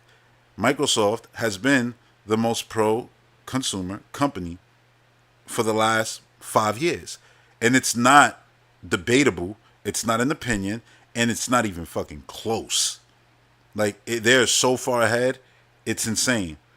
And I wanted to mention this because while the Xbox One is dying, it still lives just because of how good they are being to their customers right now. More reason to give them credit. I know who not gonna give them credit though. The people who crying about this masterpiece right here. Let me relax. This potential masterpiece, man. Look at this shit. You think that this ain't gonna be great? Oh, I know there'll be people who are gonna try to break the game immediately so that they could post their little clips of social media. I want you to know that didn't do nothing to hurt Morrowind, Elder Scrolls, what else? Skyrim. No, if anything, those games continue to sell. Skyrim sold 60 million units. That's on when I said this game is going to be a 20 million seller. I said this years ago. Like, Microsoft just bought themselves a 20 million seller because Starfield is going to be crazy, right? The buzz this game got right now is absolutely through the roof. How many views does this got right now? 1.9 million. It was like 1.8 yesterday when I was looking at it, and I put it into this watch list. Dude. And this is on the Bethesda channel. You know, I don't know what it did on the Xbox channel. My point is, this game is going to be special. I've seen people try to be jaded about, oh, like this beating Tears of the Kingdom for Game of the Year. Whether it does or it doesn't, who gives a shit? It's just people's opinion. Like, this is my top 10 list. But who cares about the order? All I know is that you just been with me right now for what? Over an hour? And you've just been looking at a bunch of cool ass looking games. Who knows what the order of the actual games will be when I actually play them? Which one I like the most? Who knows? You know, like, it could be cookie cutter for all you know. And it's like, oh, the 2D game? Yeah, that was the game that out of all the games that was in that top, really, 20 video, right? Yeah, that was the one that I enjoyed the most. Prince of Persia, the 2D game. The one that people claim 2D games can't be. Like, stop it. What they doing with this game, man, let me get a sip of water. It's just, it's wonderful. Look at the creative character. Like, I've been saying, yeah, I'm going to create Samus. A part of me is like, man, you should just create something crazy because you're going to be able to. Who said you can't change it up mid-game? Who says you can't change it up mid-game? So, yeah, like, I'm getting ready to actually put the volume on in a second. You know, just to hear a little bit of this because it's so crazy, dude. Like, this is a crowning achievement in how to present the game. The reason why this made my number one is because it did what Tears of the Kingdom did. Well, not Tears of the Kingdom, Breath of the Wild did. Where Breath of the Wild was the best selling of a game at a show. And I honestly truly believe the order goes, you know, and I'm going to put them in order of them being released. Breath of the Wild, Splatoon, and then this. Because Splatoon, them having that booth all lined up and having people just play it and people just see the gameplay and see it be fun, and then Treehouse Live, them playing it, and you seeing the fun hat, and everybody who was at the show floor was like, that Splatoon game, dude, is crazy. The day I saw Splatoon, before I even heard anyone play, I said, yeah, those Inkling characters are going to be able to stand right next to Mario, and nobody's going to bat an eye. It's going to just be like, yep, that makes sense. They're perfect, I thought from the start. And now that game, they're 3 entries in, and they're, what, around 30 million already sold with 3 games? Like, it's insane. Concerts and everything. That's why I still, you know, I predict for the people who, you know, aren't on Patreon listening, which they should be, I've been saying this for a while now. I think that the next movie Nintendo will make will be actually Splatoon. And I know there's rumors about, oh, Nintendo and Illumination Zelda, and Illumination was like, nah, that ain't true. That's just a rumor. Uh, yeah, I think it'll be Splatoon. I think Splatoon lends itself very well to Illumination. Now, to go back to the point of this being such a good demo, like people who were on the fence about this game, me, I don't play these Elder Scrolls, these Todd Howard games. I never played them ever. But I was like, this one, coming out now, I'm like, it's one that I would like to give a shot to. Game Pass is gonna be a thing. Hopefully, it looks good. When I saw it last year, I said there's potential there, but I thought the shooting, I was like, nah, they got to work on the shooting. Like, I could see they got good death animations and things like that, and the characters animate well. But as you're shooting them, the kinetic nature of the shots hitting the characters wasn't there. They fixed that, but then they literally added so much depth to everything. And then it's like, yeah, not only can you shoot, but you can hack and slash. You can actually use your fist. I'm like, so you can do everything. And there's so much here, like, to cover. Like, seeing you go from planet to planet is awesome. But knowing that there's going to be planets with just maybe rocks for you to mine that you could probably sell for good shit and get better, equipment, that's awesome. And there'll be planets like that with running spider octopuses, which is crazy. But the fact that at any given time, a ship could just land, right? And it'd be enemies, and now you're in a shootout, and like, what? That's insane. But then you could be in space, and people could try to board your ship, or you can go and try to board their ship and take all of their equipment. And don't forget the sandwiches. Like, insane. There's just so much layers to it. And I remember people were mad because, oh, you're not going to seamlessly be able to go from, space. I mean, from the planet, fly into space, and then fly to the other planet. Like, there's going to be loading screens in between. For whatever reason, clearly there's a lot in this game. They gotta save things that you make, constellations and all this crazy shit. Like, or like different bases that you create. They gotta save all that somewhere, right? Look, fists right there, like, look, uppercut, and then gravity and everything. So cool. And even when they show like the shooting and the gravity pushing you back, I'm like, oh my god, they've done it all. It's so damn cool. But yeah, like the fact that you can, be this space pirate. And the fact that you could play the game like this, with sneaking missions and stuff like that. It's crazy, dude. Like, it's really, really crazy. So, let me put this volume on real quick. Fine, I'll issue you an access card. I'm more of a run and gun player. Yeah, like, I just want to, just like as I talk about it, I actually want to, hear. Landmines at 'em. Just, it's so sick. The fact that this game has so many moving parts and it plays like that and looks like that. When this right here, close the door on them, and then it's fire. Like, you're gonna have all over social media people making posts talking about this is what I did, this is what I did. Yo, have you been to this planet? Have you been to that planet? Yo, what planet is that? Then people pulling up the map. Is this one, circling it and shit? Like, yeah, go there. They got this cool thing over there. Like, it's super crazy. Like, like you're walking around right there. Someone can just land there and just start fighting you, and you can get things from them, a new weapon or whatever the case may be.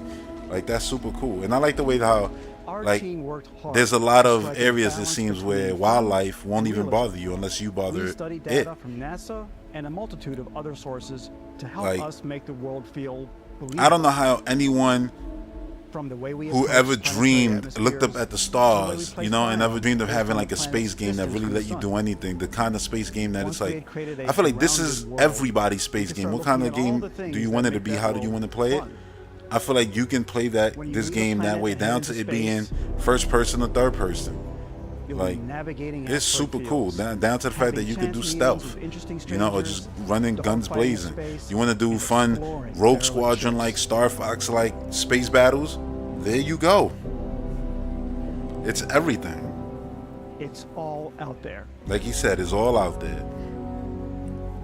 Ultimately, it's about rewarding your curiosity. And that's the thing, like, rewarding your curiosity, that's the biggest thing about space, right? Like, what's up there? What's in that planet? What's, you know, behind that moon or whatever the case may be. Like, they're really doing a great job.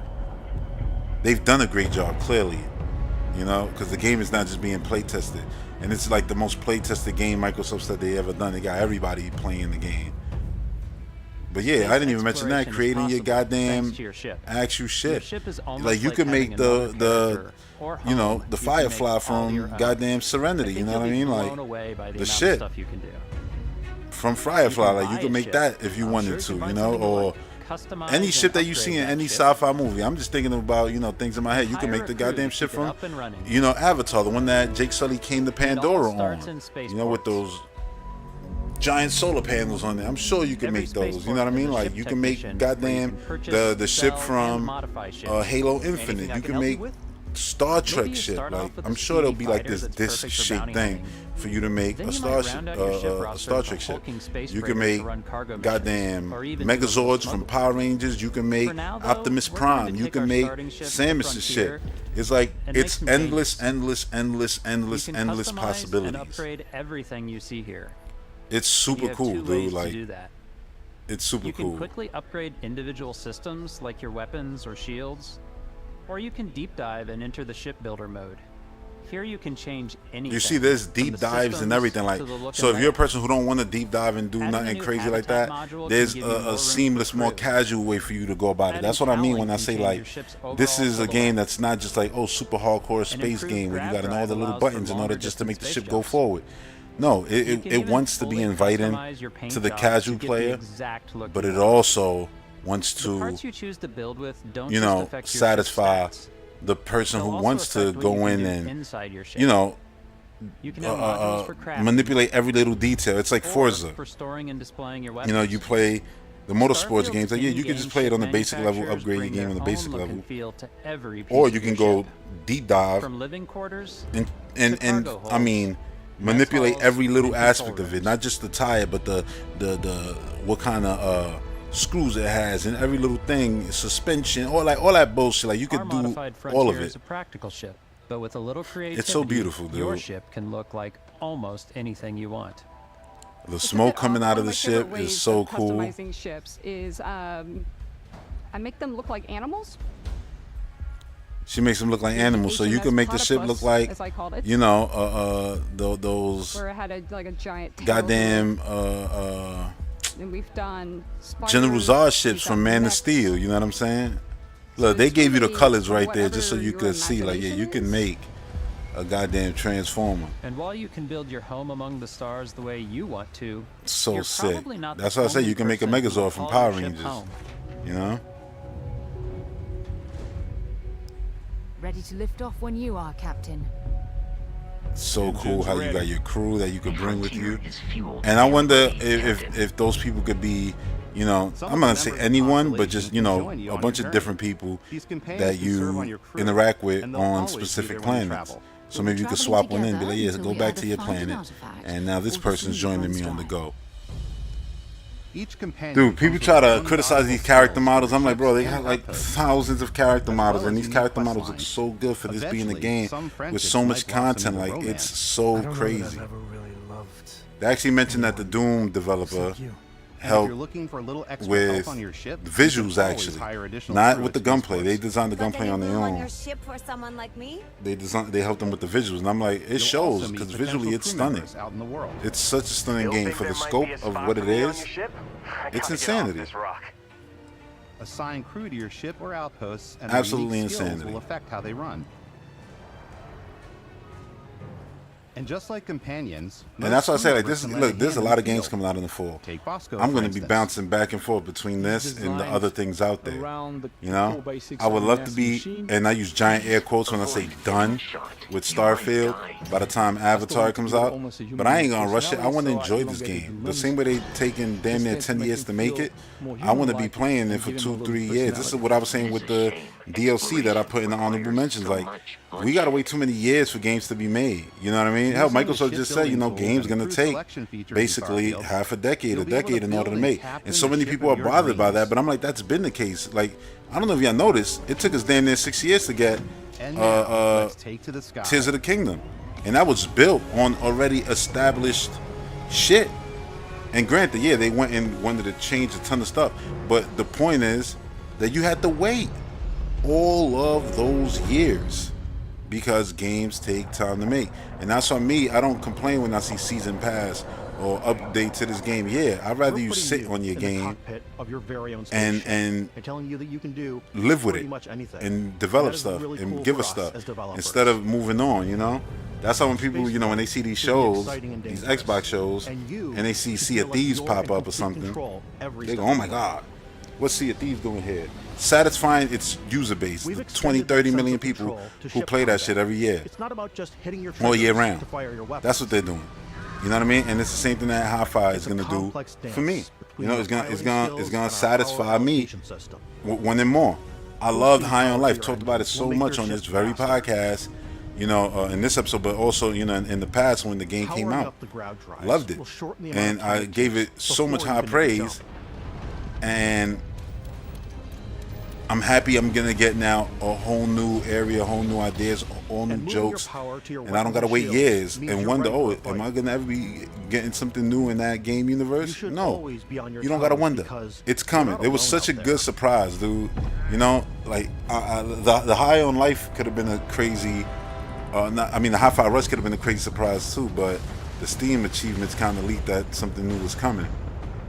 But still, it was still awesome to see. Like, and look, now you got Unlocking your the plane target battles control here. system skill will allow Target you to zero control in on system. specific subsystems of the ship you target. I ain't gonna lie, I'm gonna always try to run up in people's ship instead of just completely destroying them. I mean, probably not always, but a lot of the times I'm gonna try to After get up in there destroying an because enemy ship, you can loot the I remains mean- from your cockpit. You can always turn any ship that engages you into scrap. into scrap. Like, yeah, I'm not gonna turn them into scrap. I want to go up in there and see But you what can they also got. take Have a you more know personal gun battles. I by just think it's docking cool with that the you enemy could do vessel that. and boarding their ship. And you see when you board the ship, it really looked like it. Like I wouldn't be surprised. That's like the loading screen when the door is, you know, well, the elevator door is going onto the door to lock on so you can go through. Like, that's so cool. Once you've taken control of an enemy ship, it's yours. Add it to your fleet and retrieve it at any spaceport. See, so you can basically But take their space is ships way more like than fighting for horses your life. in Zelda and save them somewhere and then take whichever one you want. Just like So in you the can have planet multiple side, ships. there are plenty You don't of gotta sights be to tied to see one, and it stops seems to like. make on the way to your next adventure. Like these massive star yards. That's what I said. Like with your astronaut suits, I'm Walk trying the to have halls, multiple talk to the characters. You know, crew. my Maybe character talk into buying a whole will new be ship. always zero suit, but under, you know, under on the outside, she ain't gonna be zero suit Sam. She ain't gonna be Samus all the time. She's gonna be all kinds of other characters that I'll be like, oh yeah, you know what? Today I'm gonna run around as a goddamn character from, you know, Or I don't rub know, elbows with the galaxy's Diver or wealthy something elite like that. on a Like, you know, cruise you ship could do fit any. for the stars. It looks like you could do damn near anything. So yeah, it's gonna There be are cool, plenty of personal especially when you encounters see to add like as well. the You can community hail any ship you come being across like, and oh yeah, trade, I made swap Iron Man, info, I made this maybe character, even that connect character, back War to Machine or viruses. something. And people gonna be like, damn, When what I'm parts did playing, you I use? And generally all go that, and then crazy. seeing like what the I loadouts definitely go, are, like, the or more whatever you want to piracy call that, all the routes. parts. I wanna And then take be over like, yeah, I got ships, that I on wanna this planet, board that ships, planet, I'm this like, planet. Now this is you're going on a mine. journey I steal all to a the specific sandwiches planet. and put them, you know, in my cargo hold that I have specifically for sandwiches. I don't want to play the hero. You see this? but I wanna Like, go out and just she got a start cargo taking hold things just for from people health, as quickly as possible. which is super damn cool. Some strangers might be looking I would do for a the little same human exact connection thing. in the darkness of space. Hello, stranger. I just finished cooking up some food. If you want to come on over, just pop on by. Some of the best moments So are the cool. ones you discover on your own. So cool how you could The just, thing you I know, love most about Starfield is that get it on the is a ship, Bethesda board the game ship and all through that. and through. It's really about going to strange new places, meeting interesting people, Super and getting cool. sidetracked on zany adventures. Then realizing Yeah, 2 hours later in that you're other all video game news, I want to mention real quick before I, you know, start wrapping this up. People Can Fly is developing a new That Xbox DNA is IP. so present They got there. 50 to It's in our 60 random million dollars to encounters, do it. it's If in you don't know our who People Can handcrafted Fly is, they're the designs. ones who did Gears of War 3. And it feels So a lot of so folks think cool like, to oh yeah, play they it probably and brought just them on to make your do own Gears of path War. in this universe. I'm like, There are over I feel like if it 1,000 was planets out Gears of War, there they would have just said waiting for People you to Can visit. Fly returns to Gears of War. I think they would have just said it. But We want you to feel I like really explorers, hope that the game that they're breaking making, ground on new honestly, planets, truly, exploring is every Jet Force inch Gemini. of a mostly untouched With their galaxy. know-how from, what was the game? We want you to feel hopeful. Outriders, right? That's the one they did. Outriders. And then know how from Gears of War. Did I say 3 or Judgment? It's Judgment. We're giving you Ain't a that massive 3? playground and a ton of toys. I don't know. I Just own them setting shits, you but free. I can actually look. Hold up. I can actually look.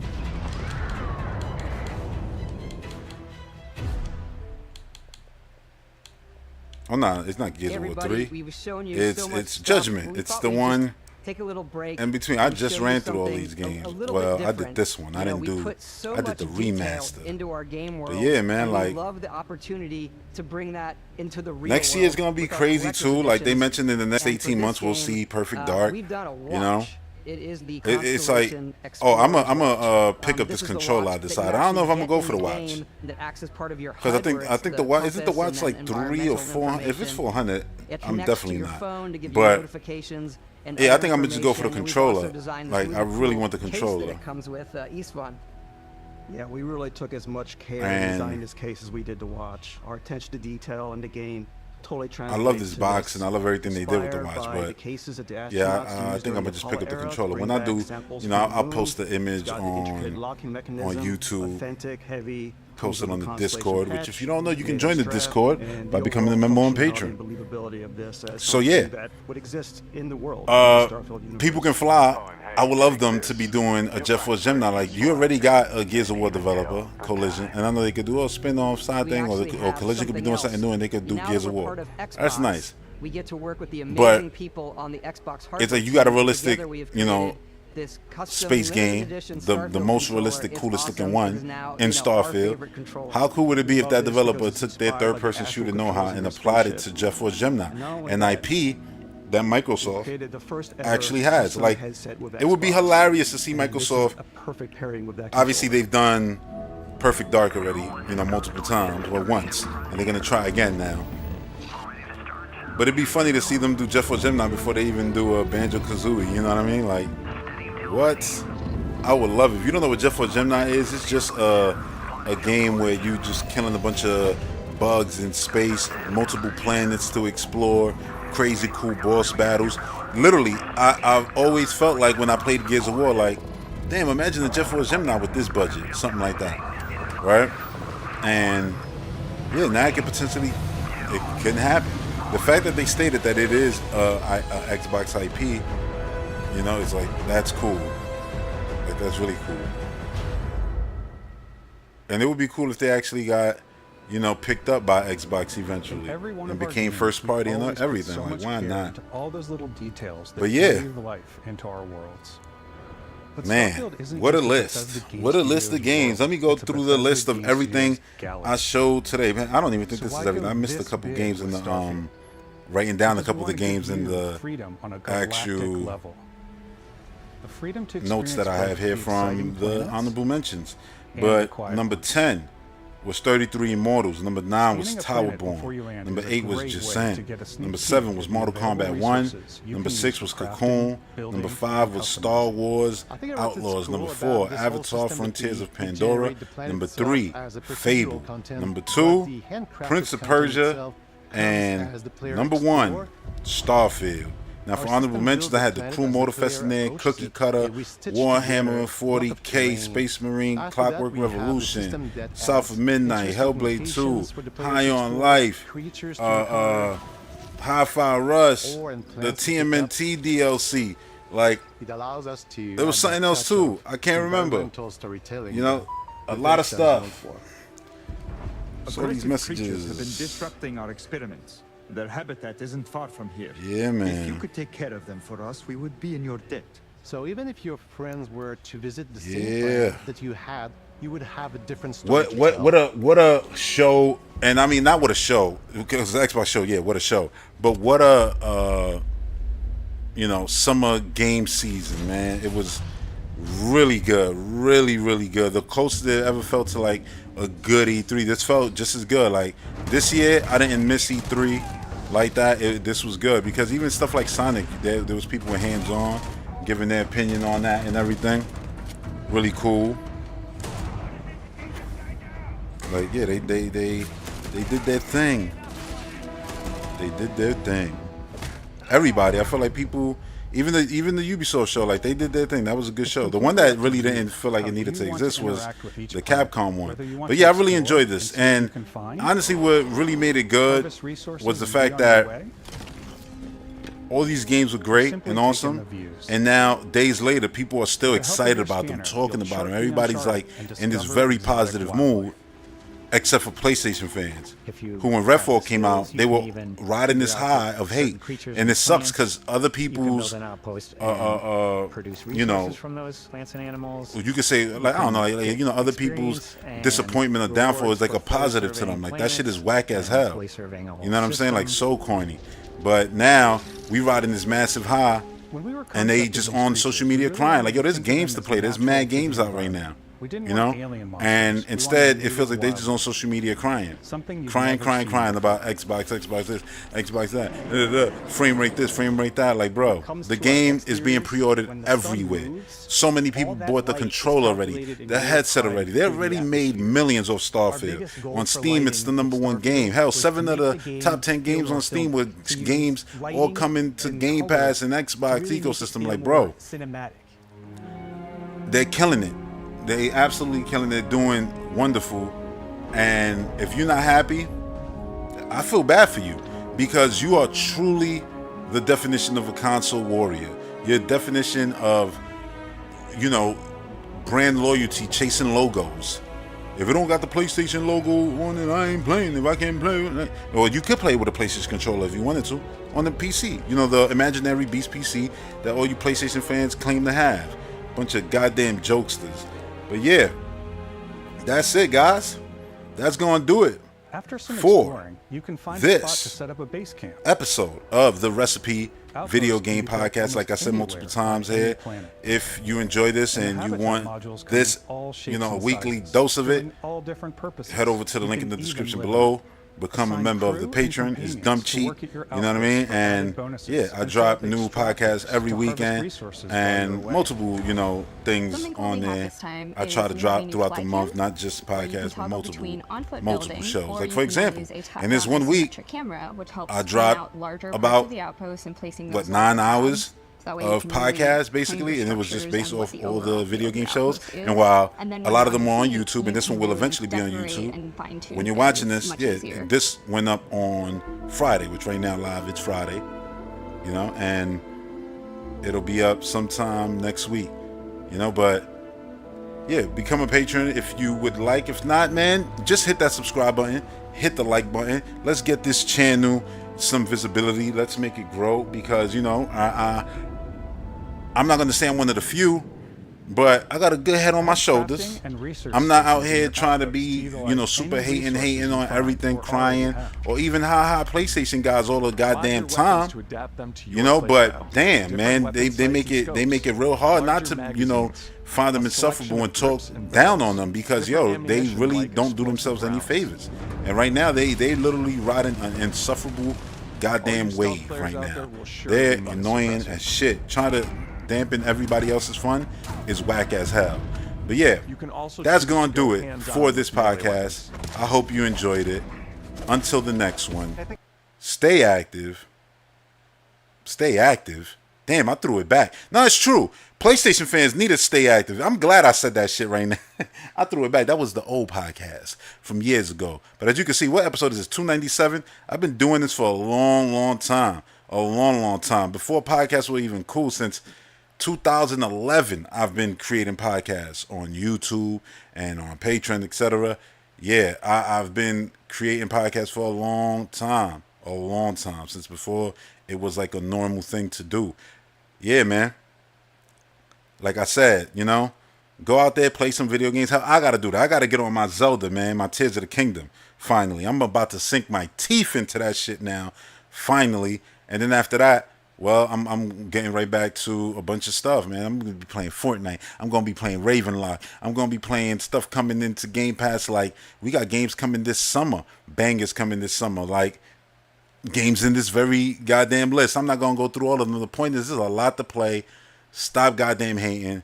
Enjoy the fact that we're living in this golden era of video games, man. People spend too much time hating and don't accept the fact, like, yo, greatness everywhere. And hell, I got the AEW Fight Forever coming on the 29th. Oh my God, I'm just gonna be swimming in stuff to play. I'm just a happy gamer. So when I see people so mad because they only play on one console, it's a damn shame. Like, I saw Spider-Man right now, Miles Morales on sale for $30. But I was like, I'm not gonna get it right now because I know I'm not gonna play it right now. But I am gonna pick those up. I'm gonna pick up Spider-Man, I'm gonna pick up Miles Morales, and I'm gonna play those games on my Beast PC that actually exists. You know what I'm saying? And I'm gonna have a good time with it. Why? Because I like Spider-Man. You know? And while I don't feel the need to get a PlayStation, I'm fine waiting for their stuff and getting the versions with all the content on PC that's gonna run better and look better and blah blah blah. You know? Man, look at the shooting in this game, the action in this game. Incredible. Every weapon, incredible. Just beautiful. I love it. I love it. All right, guys. That's going to do it for this one. Peace.